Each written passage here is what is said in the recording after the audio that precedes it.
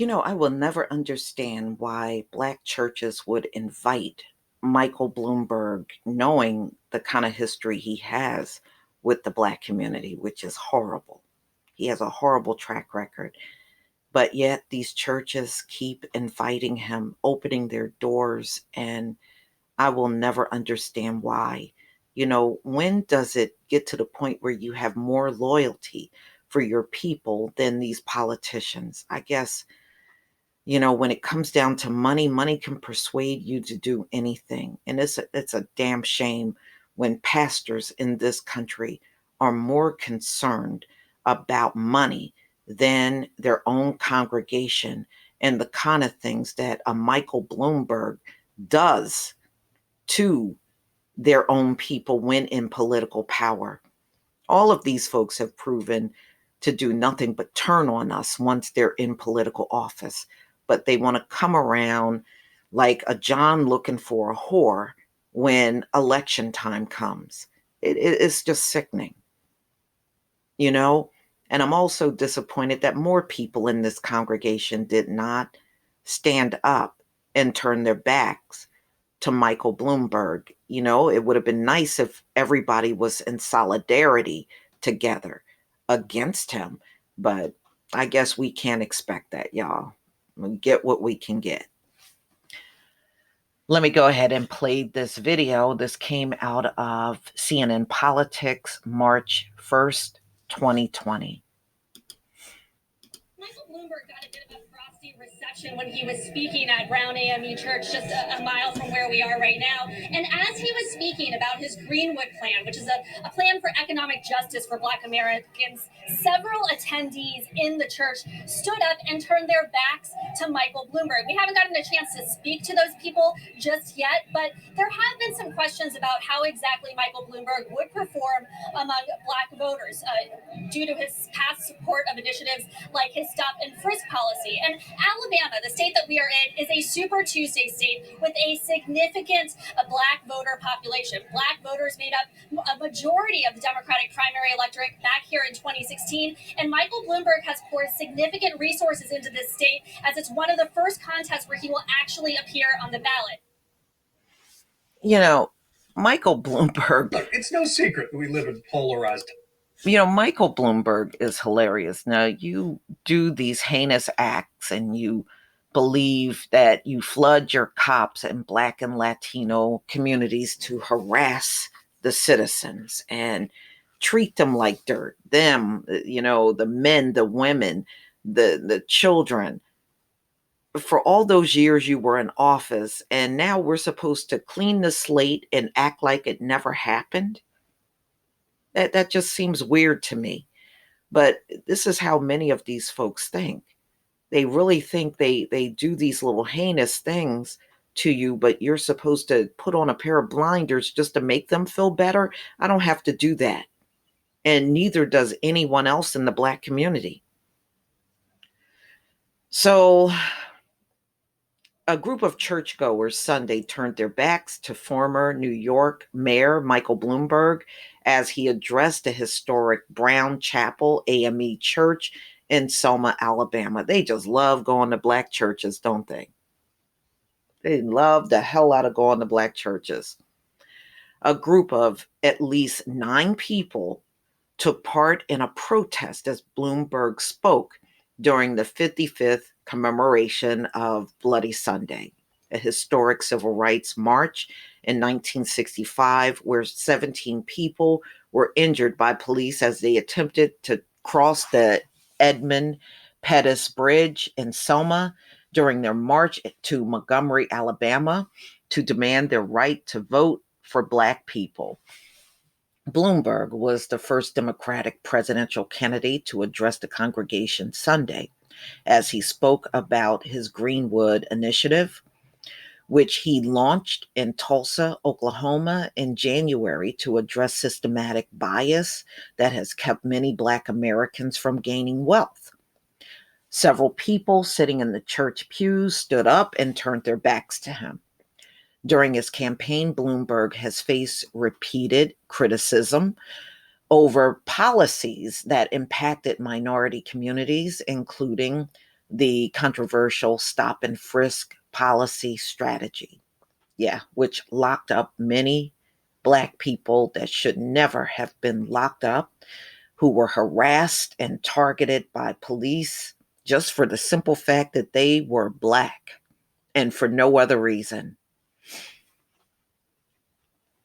During his campaign, okay, I read that. And first introducing Bloomberg Sunday, Reverend Lee Otis Strong told the group that when he first invited Bloomberg to Brown Chapel, Bloomberg told him, "I've got to beat Donald Trump. I don't have time to go to Brown Chapel." Strong said he threw away the paper he had with Bloomberg's information, disappointed, but Strong told the group that some of Bloomberg's people reached out, and after thinking about it, I thought it was important for Mayor Bloomberg on his journey, wherever he ends up, that before he gets there and on his way, it is important that he has the opportunity to listen and learn from people like you and you and me on this one. Well, that reverend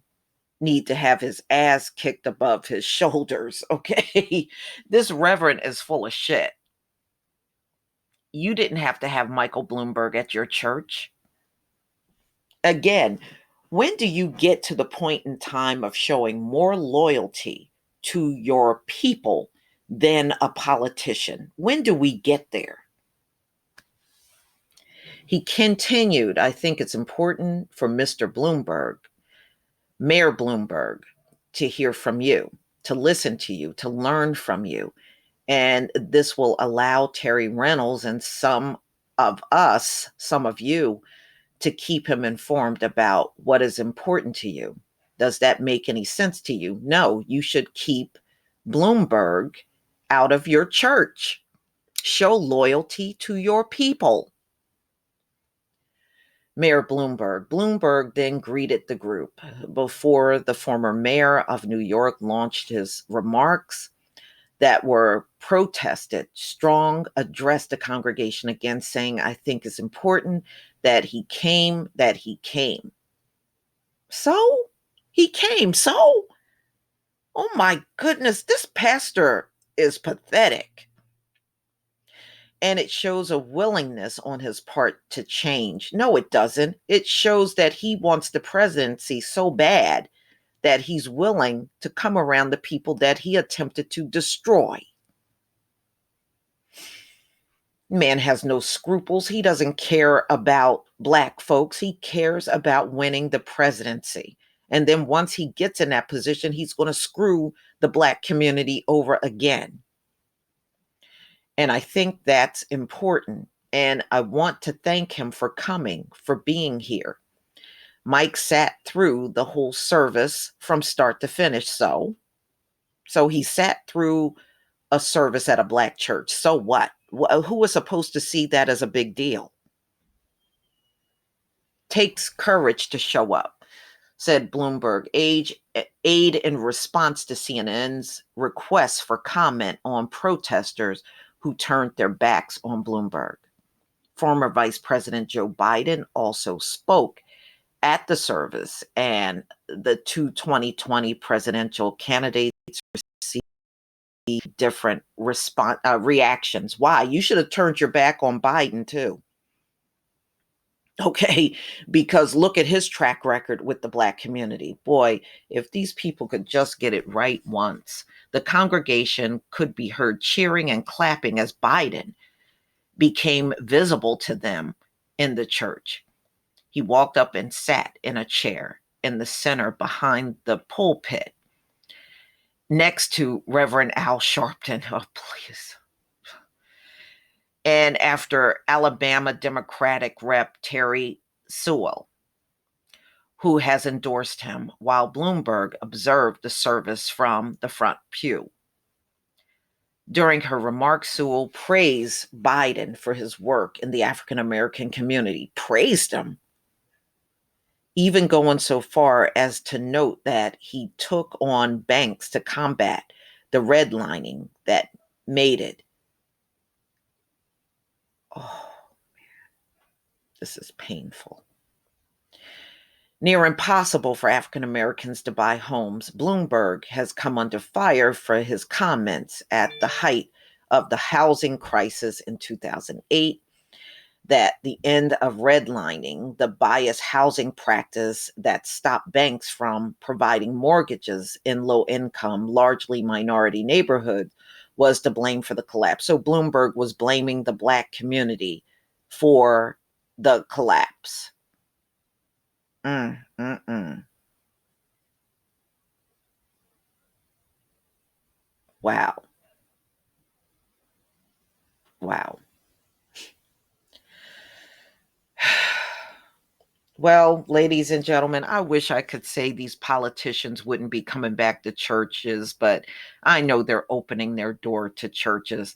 And you can best believe this pastor, the reason why he's such a big cheerleader for Michael Bloomberg is because Michael Bloomberg probably more than likely shelled out money to him. Let's be real. This man has been throwing money around like water for quite some time since he's been in this campaign. So, look, he gave money to the church that allowed him to apologize. He gave them a couple of $1 million. So it's not far fetched to believe, even to believe that he probably did the same thing at this church. Oh, man. Mm-mm-mm. Wow. Please leave your comment and subscribe. Don't forget to hit on the notification bell, and I'll see you on the next video. Peace, family.